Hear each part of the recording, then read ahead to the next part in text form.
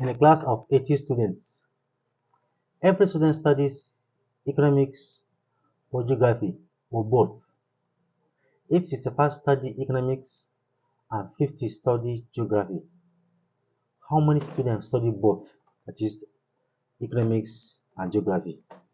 As usual, if you are given a question like this, first of all, put it in the diagram. Using this event diagram to do it now. This is the diagram. Yes.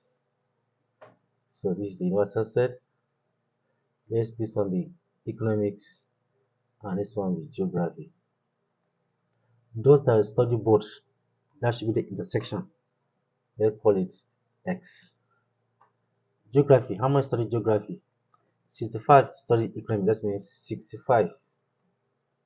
Out of them, there are those that study geography too. And 50 study geography. Out of them, there are some that study economics. Nobody is neutral. So we are also find the number of students that study both. That is number of students and that is in the economics intersection geography. Let's call it XCT. So let's continue. So we should now put the economics 65 minus x plus this x plus 50 minus x. Everything will be equals to 80. Let's continue. So by looking, this x will go. What we here will be 65 plus 50 minus x equals to 80.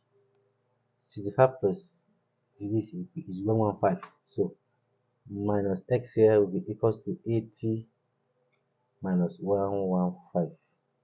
So minus x now will be equals to 80 minus 115 is going to give us minus 35. So x is 35.